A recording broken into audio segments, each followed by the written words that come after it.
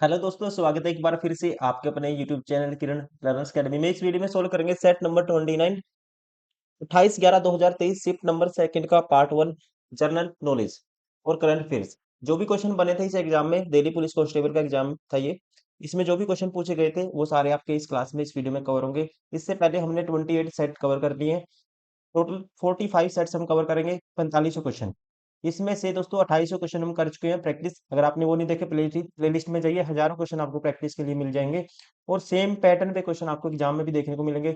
इतने सारे टॉपिक इन्होंने पूछे हैं दिल्ली पुलिस कांस्टेबल में कि आपका सिलेबस तो मोस्टली रिवाइज हो ही जाएगा 90%। साथ ही साथ आपको एग्जाम का जो पैटर्न है, जैसे क्वेश्चन बनेंगे वैसे क्वेश्चन भी आपको एग्जाम में देखने को मिल सकते हैं इसी टाइप के।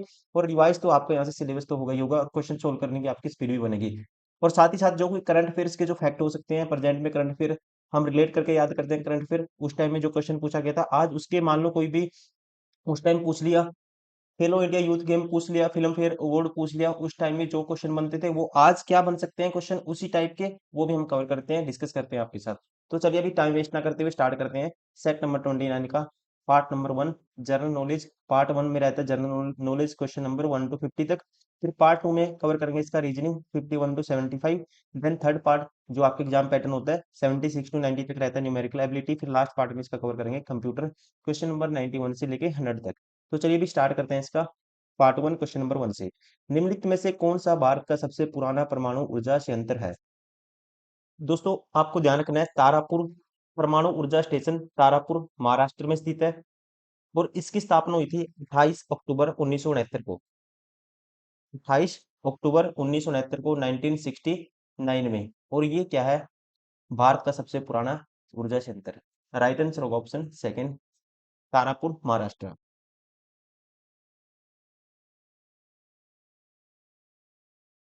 क्वेश्चन नंबर 2, समुद्रगुप्त के कुछ गुणों को सिक्कों पर दिखाया गया है। जैसे कि एक सिक्के पर उसे डैश बजाते हुए दिखाया दिखाया गया है। ये क्वेश्चन दोस्तों कहीं ना कहीं किसी एग्जाम में बार बार पूछा जाता है। तो समुद्रगुप्त को उनके सिक्कों पर वीणा बजाते हुए दर्शाया गया है। राइट आंसर होगा ऑप्शन फर्स्ट, क्या? वीणा। क्वेश्चन पूछेगा आपसे, इलाहाबाद स्तंभ या प्रयाग प्रशस्ति किसने लिखा था, या कौन थे, या किसके दरबारी कवि थे? तो आपको ध्यान रखना है दोस्तों, इनके एक दरबारी कवि थे जिनका नाम था हरिसेन। इनके द्वारा लिखा गया था इलाहाबाद या प्रयाग स्तंभ शिलालेख। ये भी आपको ध्यान रखना है। क्वेश्चन नंबर 3, की संधि के परिणाम स्वरूप रणजीत सिंह और ईस्ट इंडिया कंपनी के बीच क्षेत्रों का सीमांकन हुआ। तो आपको ध्यान रखना है, ये हुआ था, सहमति हुई थी अकॉर्डिंग टू अमृतसर की संधि हुई थी 25 अप्रैल 1809 को। महाराजा रणजीत सिंह और अंग्रेजों की तरफ से थे चार्ल्स टी मेटकोफ। चार्ल्स टी मेटकोफ थे अंग्रेजों की तरफ से, और कह सकते हैं और किनके बीच? महाराणा रणजीत सिंह के बीच। अमृतसर की संधि कब हुई थी, क्वेश्चन पूछ सकता है, 1809 में। इसके तहत इसके परिणाम स्वरूप रणजीत सिंह और ईस्ट इंडिया कंपनी के बीच क्षेत्रों का क्या हुआ था? सीमांकन हुआ था। Option first. क्वेश्चन नंबर 4, निम्नलिखित में से किस संवैधानिक संशोधन अधिनियम ने भारत में केंद्र शासित प्रदेशों का निर्माण किया? यहाँ पे इसका राइट आंसर होगा, ये है 7वां संवैधानिक संशोधन अधिनियम। इसके तहत भारत में केंद्र शासित प्रदेशों का निर्माण किया गया है। ये आपको ध्यान रखना है। Option third. क्वेश्चन नंबर 5, निम्नलिखित में से कौन सा भारतीय संविधान के अनुच्छेद 19 में शामिल नहीं है? कौन सा है जो आर्टिकल? दोस्तों आपको पता है, स्वतंत्रता का अधिकार है, आर्टिकल 19। इसमें क्या शामिल नहीं है ये आपको बताना है। पहला देखो, कोई भी पेशा अपनाना या व्यवसाय व्यवसाय व्यवसाय करना अपने आप में, ये बात इसमें कही गई है, ये आपको ध्यान रखना है। भारत के किसी भी हिस्से में रहना और बसना दोस्तों, ये भी अधिकार है according to article 19।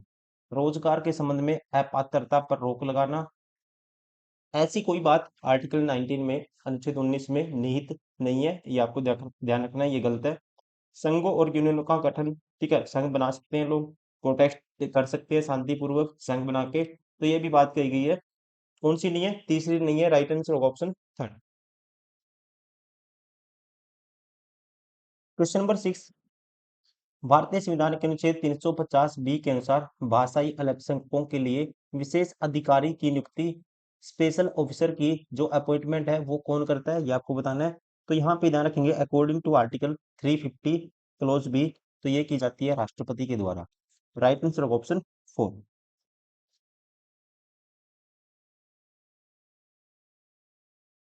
Question number 7, Durand Cup का पहला संस्करण भारत में किस वर्ष खेला गया था? डूरंड कप दोस्तों ध्यान रखेंगे फुटबॉल से संबंधित है। सबसे पहले तो ये पता होना चाहिए, क्वेश्चन पूछेगा किससे संबंधित है, फुटबॉल से संबंधित है। और डूरंड कप का पहला संस्करण भारत में ये खेला गया था पहली बार 1888 में शिमला हिमाचल प्रदेश में। Right answer option Shimla Himachal Pradesh 1888। Question number 8, विश्व विख्यात नृत्यांगना गुलाबो निम्नलिखित में से किस नृत्य शैली के लिए सबसे अधिक प्रसिद्ध है? गुलाबो का रिलेशन है, राइट आंसर होगा दोस्तों राजस्थान का एक लोक नृत्य है, मोस्ट फेमस, कई बार पूछा जाता है, कालबेलिया। क्या नाम है? कालबेलिया इसकी प्रसिद्ध ये एक क्या है अपने आप में नृत्यांगना। और 2016 में इनको दिया गया था, ये भी आपको ध्यान रखना है, पद्म श्री से इनको सम्मानित किया गया था। Question number 9, India skills report 2022 के अनुसार सर्वाधिक रोजगार योग्य प्रतिभा के लिए किस भारतीय राज्य को पहला स्थान मिला? तो ये मिला है, यहाँ पे इसका राइट आंसर होगा ऑप्शन थर्ड महाराष्ट्र को। किसको मिला है? महाराष्ट्र को। अगर पूछे बेरोजगारी में कौन सा भारत का राज्य है जो सबसे, जहाँ पे सबसे ज्यादा बेरोजगारी है, फिर आपको याद रखना है सबसे ज्यादा बेरोजगारी है हरियाणा में। क्वेश्चन नंबर 10, निम्नलिखित में से कौन 1296 ए डी से 1316 एडी तक दिल्ली सल्तनत के सुल्तान थे? तो आपको ध्यान रखना है यहाँ पे इसका राइट आंसर होगा, ये थे, इनका नाम था दोस्तों, असली नाम था गुरसास्प। गुरसास्प था इनका असली नाम। और हम जानते हैं इनको अलाउद्दीन खिलजी के नाम से, जिन्होंने दिल्ली सल्तनत पर शासन किया है 1296 से लेके 1316 तक इन्होंने दिल्ली सल्तनत पर शासन किया है। क्वेश्चन पूछेगा दीवान ने मुश्त खराज की शुरुआत किसने की? तो आपको ध्यान रखना है इन्होंने शुरुआत की थी, दीवान ने मुश्त खराज की शुरुआत की थी। और इक्ता प्रणाली जो कभी दिल्ली सल्तनत में इल्तुतमिश ने लागू की थी, इन्होंने इक्ता प्रणाली को भी बैन कर दिया था। इक्ता प्रणाली को भी इन्होंने बैन कर दिया था। और इन्हीं को कहा जाता है द्वितीय सिकंदर या सिकंदर ए सानी के नाम से भी इनको जाना जाता था। नाम क्या है? Alauddin Khilji. Question number 11, kabaddi match की अवधि कितनी होती है? कबड्डी मैच की दोस्तों जो अवधि होती है ये होती है, ध्यान रखेंगे, पता ही होगा आपको, 20 मिनट के दो हाफ होते हैं और 5 मिनट का एक ब्रेक होता है। राइट राइट आंसर होगा ऑप्शन थर्ड।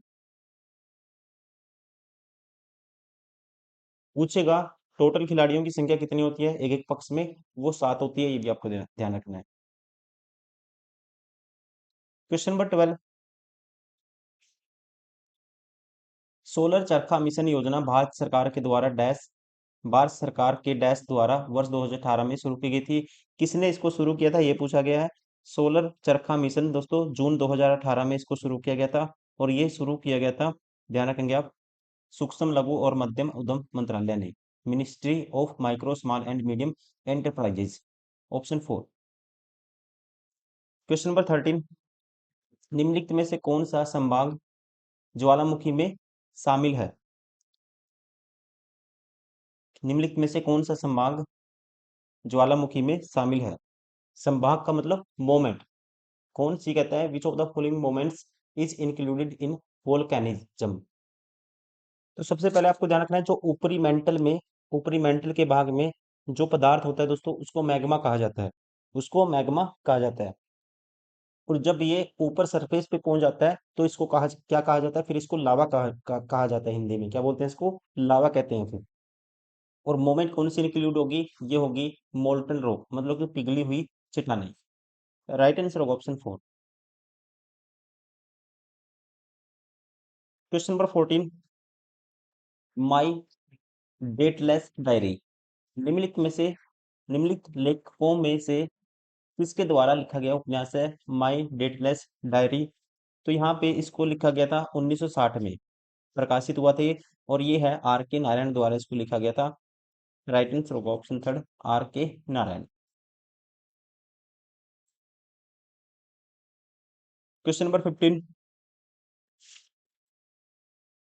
वाणिज्य एवं उद्योग मंत्रालय 2022 के अनुसार अंगूर का सबसे बड़ा उत्पादक राज्य कौन सा है? अंगूर का सबसे बड़ा है दोस्तों महाराष्ट्र। अगर पूछेगा, ये पूछा हुआ है क्वेश्चन, आम का सबसे बड़ा फिर आएगा यूपी। क्वेश्चन नंबर 16, उदारीकरण का अर्थ क्या है? उदारीकरण का मतलब था जब सरकार ने 24 जुलाई 1991 को एक नई आर्थिक नीति की घोषणा की थी, और ये तीन मॉडल पर आधारित थी, तीन आर्थिक सुधारों पर ये बेस्ड थी, जैसे कि उदारीकरण का मतलब उदारीकरण, निजीकरण और वैश्वीकरण। उदारीकरण का मतलब निजी क्षेत्रों में, आर्थिक नीतियों के क्षेत्रों में, निजी क्षेत्र में, स्पेशली प्राइवेट सेक्टर में सरकार के द्वारा प्रतिबंध होते हैं जो बैन लगाती है सरकार, उनमें कमी कर देना, ठीक है, बैन कम लगाना। तो यहाँ पे इसका राइट आंसर होगा निजी क्षेत्र पर सरकार को कह सकते हैं कंट्रोल में कमी कर देना, नियंत्रण में कमी, ऑप्शन थर्ड। क्वेश्चन नंबर 17, 1990 में भी देश की जनसंख्या का कितना भाग कृषि में कार्यरत रहा? माना जाता है दोस्तों 1990 तक भारत की जो जनसंख्या है 65% लोग, जो आबादी है वो किसमें लगी हुई थी? 1990 के अंत तक कृषि क्षेत्र में लगे हुए थे। राइट आंसर होगा ऑप्शन फर्स्ट, 65%। क्वेश्चन नंबर 18, 1927 में पशु पारिस्थितिकी के बारे में विचार किसने दिया था? मतलब who conceptualized the idea about the animal ecology in 1927? तो ये है जो आइडिया है दोस्तों, किसने दिया था, विचार किसने दिया था, ये आपको बताना है। तो यहाँ पे साइंटिस्ट का नाम है, राइट आंसर होगा ये दिया था ऑप्शन थर्ड, चार्ल्स एल्टन ने। नाम क्या है? Charles Elton. क्वेश्चन नंबर 19, भारतीय संविधान के किस भाग में मौलिक कर्तव्यों का उल्लेख किया गया है? भारतीय संविधान के दोस्तों कहता है किस भाग में मौलिक कर्तव्यों का उल्लेख किया गया है? मौलिक कर्तव्य का जोड़ा गया था 42वें संविधान 1976 के द्वारा। सबसे पहले 10 मौलिक कर्तव्य जोड़े गए थे 42वें संविधान 1976 के द्वारा, और उसके बाद फिर 11वां मौलिक कर्तव्य जोड़ा गया था, जो 11वां सॉरी 2002 में 86वां संविधान संशोधन हुआ था, उसमें मौलिक कर्तव्य जोड़ा गया था 11 नंबर का, 11वां 11th है। तो यहाँ पे राइट आंसर होगा, उल्लेख किसमें किया गया है ये आपको बताना है। तो उल्लेख किया गया है दोस्तों भाग 4A में, पार्ट 4A में उल्लेख किया गया है। राइट आंसर होगा option second. Question number 20, Vijayanagar की लोकप्रिय परंपराओं में दक्कन के सुल्तानों को डैश कहा जाता है? दक्कन के सुल्तानों को कहा जाता था अश्वपति। क्या कहा जाता था? ध्यान रखना आपको, अश्वपति। क्वेश्चन नंबर 21, नीति आयोग 2015 में अस्तित्व में आया, इसका गठन किस तिथि को हुआ था? नीति आयोग का गठन हुआ था, ये क्वेश्चन भी कई बार पूछा जाता है, 1 जनवरी 2015 को। और इसका जो अध्यक्ष होता है दोस्तों, नीति आयोग का अध्यक्ष कौन होता है? प्रधानमंत्री होता है, ये भी आपको ध्यान रखना है। और इसकी जो फुल फॉर्म पूछ लेता है कई बार, फुल फॉर्म होती है national institution for transforming India, national institution for transforming India. Question number 22, निम्नलिखित में से कौन सा केंद्रीय बैंक सेंट्रल बैंक का कार्य नहीं है? इनमें से कौन सा है जो सेंट्रल बैंक का कार्य नहीं है, ये आपको बताना है। देखिए, सरकार के लिए वित्तीय सेवाएं देना देना अपने आप में सेंट्रल बैंक का क्या कार्य है? वाणिज्यिक बैंकों को ऋण देना दोस्तों, सरकार को ऋण देना, जनता के लिए बैंकिंग सुविधाएं, ये सेंट्रल बैंक का कार्य नहीं है, क्योंकि ये सरकार के लिए एक बैंकर के रूप में कार्य करता है, जनता के लिए काम नहीं करता।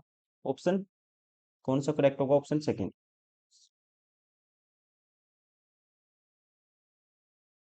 क्वेश्चन नंबर 23, उस स्थान का नाम बताइए जहां ब्रिटिश सरकार के खिलाफ विद्रोह के निशान के रूप में भारत छोड़ो आंदोलन के दौरान भारतीयों द्वारा स्वतंत्र समानांतर सरकार की स्थापना की गई थी। स्थान का नाम बताना आपको। ये स्थान था दोस्तों, ध्यान रखना आपको, भारत छोड़ो आंदोलन 8 अगस्त 1942 को आरंभ हुआ था, और इसी के तहत महाराष्ट्र के सतारा में समानांतर सरकार की स्थापना की गई थी। Right answer option first. Question number 24, उस्ताद बड़े गुलाम अली खान निम्नलिखित में से किस घराने से संबंधित है? उस्ताद बड़े गुलाम अली खान दोस्तों भारत के सबसे लोकप्रिय गायकों में से एक थे, जो पटियाला घराने से संबंधित थे। कौन से घराने से? पटियाला। और इनको पद्म भूषण दिया गया था 1961 में। 1961 में इनको दिया गया था पद्म भूषण। और इसके अलावा 1962 में फिर इनको दिया गया था संगीत नाटक अकादमी पुरस्कार दिया गया था 1962 में। कौन से घराने से संबंधित है? पटियाला। Option first.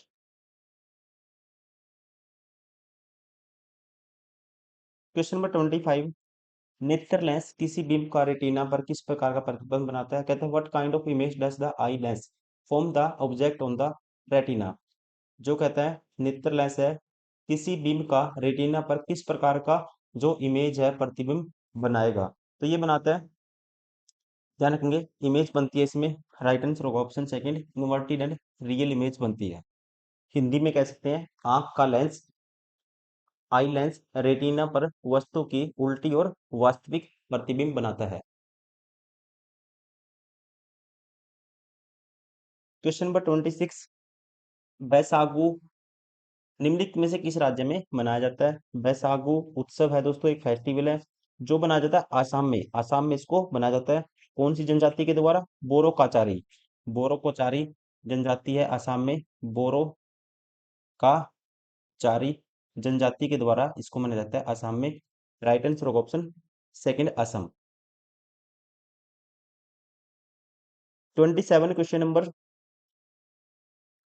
ग्रामीण विकास मंत्रालय ने वापस लौटे प्रवासियों और ग्रामीण आबादी को तत्काल रोजगार और आजीविका के अवसर प्रदान करने के लिए 2020 में गरीब कल्याण रोजगार अभियान शुरू किया था। योजना किस राज्य से शुरू की गई थी? गरीब कल्याण रोजगार अभियान की जो शुरुआत हुई थी, ये हुई थी 20 जून 2020 को, और 125 दिनों के लिए रोजगार की गारंटी दी गई थी। और ये इसका शुभारंभ किया गया था, राइट आंसर होगा ऑप्शन सेकंड, बिहार में। कहाँ से? बिहार से इसका शुभारंभ किया गया था। बिहार के कह सकते हैं, अगर पूछता है ग्राम कौन सा था, तेलिहार ग्राम से। क्वेश्चन नंबर 28, निम्नलिखित में से किस समिति ने पाया कि मौलिक कर्तव्यों में जो कुछ निहित है वह अनिवार्य रूप से भारतीय जीवन शैली के अभिन्न कार्यों का एक संहिताकरण है? तो ये कहता है किस समिति ने पाया, किस समिति ने इस चीज पे कह सकते हैं किस समिति ने यह मतलब कि इस पे रिसर्च किया, उन्होंने ये पाया कि मौलिक कर्तव्यों में जो कुछ निहित है, जो भी इसमें मतलब जो बातें लिखी हुई है निहित मतलब कि उसके अंदर है, वह अनिवार्य रूप से भारतीय जीवन शैली के लिए अभिन्न कार्यों का एक क्या है, संहिताकरण है। तो यहाँ पे ये समिति का नाम है ऑप्शन सेकंड, ये थी समिति वर्मा समिति। कौन सी समिति होगी? ध्यान रखना आपको, वर्मा समिति। वर्मा समिति ने इस बात को कहा था 1999 में, 1999 में। क्वेश्चन नंबर 29, पूंजी बाजार कैपिटल मार्केट डैश निधियों का बाजार है। Capital market is market for funds, is market for dash funds. तो यहाँ पे कह सकते हैं, यहाँ पे राइट आंसर होगा, ये बाजार है अल्पावधि का, मतलब कि शॉर्ट टर्म का माना जाता है। किसका है? शॉर्ट टर्म का, ऑप्शन सेकंड। क्वेश्चन नंबर 30, निम्नलिखित में से कौन सा महल कर्नाटक के मैसूर में स्थित है? इनमें से कौन सा महल है जो कर्नाटक के मैसूर में आएगा? आपको ध्यान रखना है, राइट आंसर होगा ऑप्शन फर्स्ट, अंबा विलास महल। अंबा विलास महल दोस्तों, मैसूर पैलेस भी कहते हैं, ये आता है मैसूर कर्नाटक में, ऑप्शन फर्स्ट। क्वेश्चन नंबर 31, निम्नलिखित में से किस स्थान पर कोई स्कूल शिक्षिका अपने विद्यार्थियों को होसंग सा का मकबरा, हिंडोला महल, चंपा बावली और जहाज महल देखने के लिए भ्रमण कर ले जाएगी? तो कहने का मतलब घुमा फिरा के ये सारे के सारे कहाँ आते हैं, ये आपको देख बताना है। तो आपको ध्यान रखना है दोस्तों, होसंग सा का मकबरा, हिंडोला महल, चंपा बोली और जहाज महल मध्य प्रदेश के मांडू में स्थित है। मध्य प्रदेश के कहाँ पे आते हैं? मांडू में। राइट आंसर होगा इसका ऑप्शन फर्स्ट।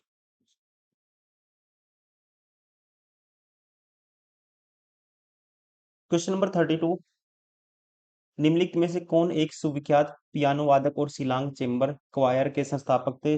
दोस्तों आपको ध्यान रखना है, 2001 में स्थापित Shillong Chamber, Shillong Chamber Choir Shillong Meghalaya में स्थित है।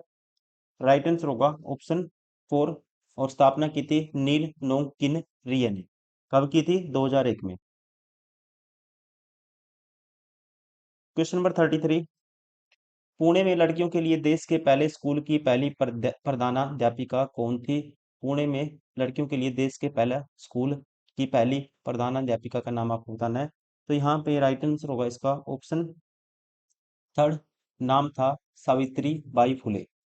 सावित्री बाई फुले को 1 जनवरी 1848 को भारत की पहली महिला प्रधानाध्यापिका के रूप में इनका नामांकन किया गया था। राइट आंसर होगा ऑप्शन 4।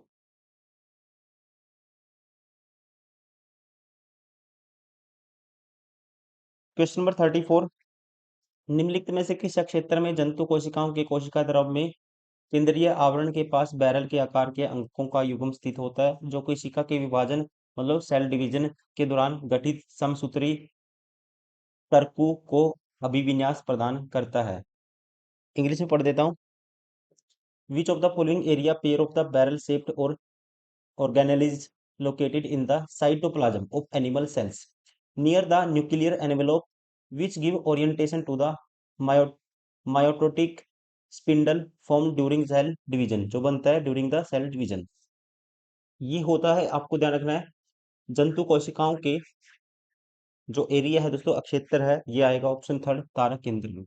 सेंट्रियोल्स बोलते हैं इसको इंग्लिश में, सेंट्रियोल्स या कहते हैं तारक केंद्र में जंतु कोशिकाओं के कोशिका द्रव में केंद्रीय आवरण के पास बैरल के आकार का अंकों का युग्म स्थित होता है, जो कोशिका विभाजन सेल डिवीजन के दौरान गठित समसूत्री मतलब कि म्यूटिक स्पिंडल को क्या करता है? अभिविन्यास प्रदान करता है, मतलब कि ओरिएंटेशन देता है।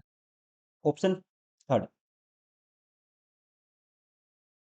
क्वेश्चन नंबर 35, निम्नलिखित में से कौन पद्म विभूषण से सम्मानित और लखनऊ के कालका बिंदा दिन घराने के मसाल वाक हैं? मोस्ट फेमस है, इनसे क्वेश्चन बार बार बनता है। नाम है पंडित बिरजू महाराज। ध्यान रखेंगे, पंडित बिरजू महाराज भारत में कथक नृत्य के लखनऊ कालका पिंदादिन घराने के प्रतिपादक थे। 1986 में दिया गया था इनको, 1986 में दिया गया था पद्म विभूषण। नाम क्या है? पंडित बिरजू महाराज। क्वेश्चन नंबर 36, देश के ऐतिहासिक स्मारकों की मरम्मत और संरक्षण के लिए एक अधिनियम पारित करने का प्रस्ताव किसने रखा था? तो आपको ध्यान रखना है दोस्तों, ये रखा था लॉर्ड कर्जन ने। लॉर्ड कर्जन है 1899 से लेके 1905 तक भारत के वायसराय थे ये, और इन्होंने किया था बंगाल का विभाजन, और इन्होंने स्मारकों की मरम्मत और उनके संरक्षण के लिए दोस्तों एक अधिनियम पारित किया था 1904 में। नाम क्या है? Lord Curzon. क्वेश्चन नंबर 37, निम्नलिखित में से किन वर्षों में भारत ने एशियाई खेलों की मेजबानी की थी? पहला एशियाई खेल दोस्तों 1951 में, 1951 में नई दिल्ली में, न्यू दिल्ली में आयोजित किया गया था। ये ऑप्शन बार हो गया, ये ऑप्शन बार हो गया। उसके बाद दोस्तों 9वें एशियाई खेल 1982 में फिर आयोजन हुआ था इनका दिल्ली में, 1982 में। ये भी ऑप्शन बार हो गया। राइट आंसर होगा ऑप्शन 3। क्वेश्चन नंबर 38, वस्तु एवं सेवा कर परिषद का सचिवालय कहाँ स्थित है? Where is the secretariat of the Goods and Services Tax Council located? तो इनका ध्यान रखेंगे, इनका जो सचिवालय है ये आता है ऑप्शन 2 न्यू दिल्ली में। एक दोस्तों यहाँ पे मेट्रो प्लेस भी है सेंट्रल सेक्रेटेरिएट के नाम पे। जब आप येलो लाइन में जाओगे तो यहाँ पे राइट आंसर होगा, कहाँ पे है? New Delhi, option 2। पूछेगा इसका गठन कब किया गया था? वस्तु एवं सेवा कर परिषद, जीएसटी परिषद का गठन हुआ था, ये आपको ध्यान रखना है, पूछ सकता है, पूछा भी है 15 सितंबर 2016 में। जीएसटी कब से लागू हुआ था दोस्तों? जीएसटी कब से लागू हुआ था, ये भी आपको ध्यान रखना है, 1 जुलाई 2017, 1 जुलाई 2017 से लागू हुआ था। पूछेगा जीएसटी की समिति की सिफारिश पर अस्तित्व में आया। समिति का नाम, कमेटी का नाम है केलकर समिति। केलकर समिति। मैं वही क्वेश्चन आपको बताता हूँ जो इंपॉर्टेंट आपके एग्जाम में बनेंगे ही बनेंगे, अगर क्वेश्चन इस टॉपिक से आता है तो।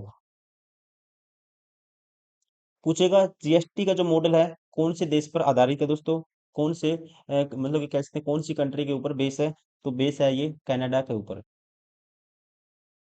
हिंदी में कह सकते हैं कनाडा। क्वेश्चन नंबर 39, निम्नलिखित में से कौन सी भूकंपीय तरंगे अधिक विनाशकारी हैं। सबसे दोस्तों सबसे जो डेंजर होती है वो माना जाता है सरफेस वेव्स को, सतही तरंगों को, और इनको बोला जाता है एल तरंगे भी बोला जाता है, एल वेव्स भी इनको कहा जाता है। राइट आंसर होगा ऑप्शन सेकंड, पृष्ठीय तरंग, सरफेस वेव्स, या बोलेंगे एल वेव। क्वेश्चन नंबर 40, अटल भूजल योजना अटल जल के स्थायी डैश प्रबंधन पर लक्षित किया गया है। अटल भूजल योजना, तो देखो भूजल, तो यहां से आंसर क्या होगा, भूजल होगा, मतलब कि ground water, option first. Question number 41, एक यूनानी मेगास्थनीज निम्नलिखित में से किस राजा के दरबार में राजदूत था दोस्तों। देखो मेगास्थनीज से क्वेश्चन बार बार पूछे जाते हैं। ये था, मेगास्थनीज था चंद्रगुप्त के दरबार में यूनानी राजदूत था। किसके दरबार में था ये, चंद्रगुप्त के दरबार में। चंद्रगुप्त मौर्य दोस्तों, जिन्होंने मौर्य साम्राज्य की स्थापना की और उत्तर पश्चिम में अफगानिस्तान और बलूचिस्तान तक नियंत्रण स्थापित किया था। नाम क्या था, चंद्रगुप्त मौर्य, और इनके दरबार में क्या था ये, मेगास्थनीज दरबारी कवि। राइट आंसर होगा option four, Chandragupta Maurya. Question number 42, निम्नलिखित में से कौन सा नर्तक या नर्तकी, नृत्यांगना निम्नलिखित दो नृत्यों भारतनाट्यम और ओडिसी से संबंधित है। दोनों से संबंधित आपको बताना चाहिए, बताना है मतलब कौन सी है जो इन दोनों से संबंधित है। यहाँ पे राइट आंसर होगा इसका, ये है सोनल मानसिंह का रिलेशन है। भारतनाट्यम तमिलनाडु का है, ओडिसी उड़ीसा का है, इन दोनों से नृत्य शैली से संबंध है सोनल मानसिंह का। सोनल मानसिंह से अक्सर क्वेश्चन पूछे जाते हैं। पद्म भूषण कब मिला था इनको, 1992 में दिया गया था इनको पद्म भूषण। पद्म विभूषण पूछे 2003 में, उसके बाद मिला ये पद्म भूषण था। फिर पद्म विभूषण 2003 में इनको दिया गया था। और कालिदास सम्मान इनको दिया गया था, जो देती है मध्य प्रदेश सरकार, 1987 में। 1987 में मिला था इनको कालिदास सम्मान, ये भी आपको ध्यान रखना है।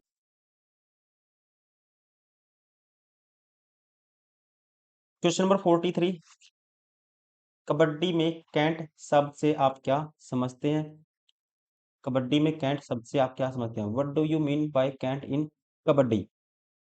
कैंट दोस्तों बोला जाता है कबड्डी में, जब जैसे कि कोई रेड डालने के लिए कोई रेडर आता है कंपनी, मतलब कि दूसरी टीम से, तो आपको तो दो कोर्ट होते हैं, एक कोर्ट से दूसरे में जाएगा, वो लगातार बोलता रहता है कबड्डी कबड्डी कबड्डी कबड्डी कबड्डी, ऐसे बोलता रहेगा, उसके उच्चारण को ही बोला जाता है कैंट। राइट आंसर होगा ऑप्शन थर्ड, कबड्डी शब्द को बार बार दोहराना। क्वेश्चन नंबर 44, निम्नलिखित में से किस भौतिकी विज्ञान ने आत्मकथा ऑटोबायोग्राफिकल नोट्स लिखी है। ये है दोस्तों मोस्ट फेमस साइंटिस्ट, ध्यान रखेंगे किसकी, आइंस्टाइन की।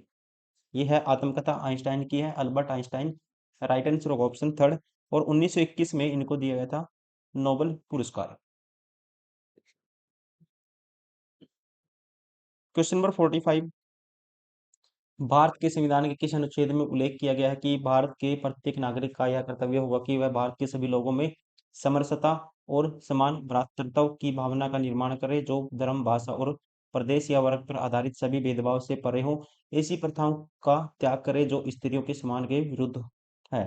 तो ये तो आपको याद करना है डायरेक्ट, मौलिक कर्तव्यों में दोस्तों इस बात का वर्णन किया गया है, जो आते हैं भाग 4A में, अनुच्छेद 51A में। तो ये बात है जो आर्टिकल 51A क्लोज ई में आती है, ये बात same to same. Right answer होगा option four. Question number 46, Kathiawar प्रायद्वीप भारत के किस राज्य का हिस्सा है? काठियावाड़ प्रायद्वीप भारत के दोस्तों ये आता है, राइट आंसर ऑप्शन सेकंड, कहाँ पे आता है? गुजरात में आता है।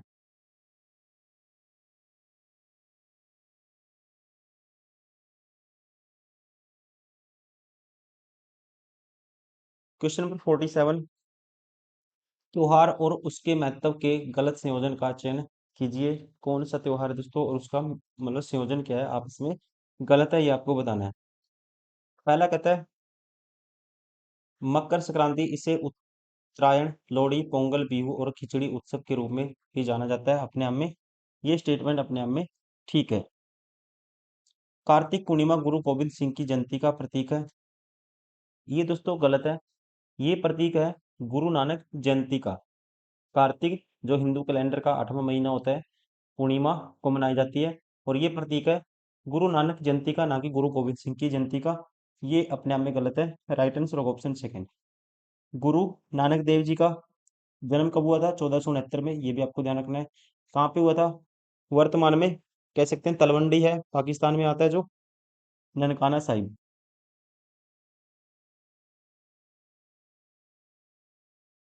क्वेश्चन नंबर 48, निम्नलिखित में से कौन सा सबसे बड़ा द्विजिल्ली बद्ध अंगक है जिसमें कोशिका का सभी आनुवांशिक जानकारी, कोशिका की सभी आनुवांशिक जानकारी होती है? इंग्लिश में पढ़ देता हूँ, हिंदी में समझ में आ गया होगा, आसान क्वेश्चन है।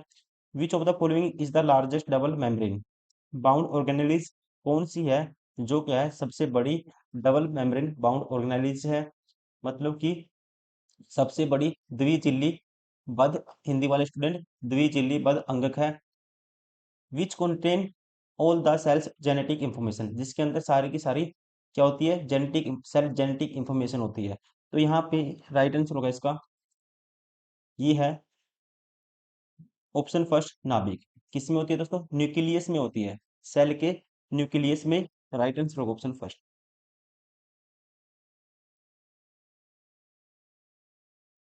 क्वेश्चन नंबर 49, असम का निम्नलिखित में से कौन सा नृत्य सर्प देवी मनसा की पूजा से जुड़ा हुआ है? इस नृत्य का नाम है, देखो देवी का नाम है तो आप याद याद कर सकते हो देवदानी। ठीक है, देवी का नाम है तो देव से रिलेट कर सकते हो, देवदानी। राइट आंसर होगा ऑप्शन फर्स्ट, देवदानी नृत्य नाग देवी मनसा की पूजा से संबंधित है। कहाँ का है? असम का।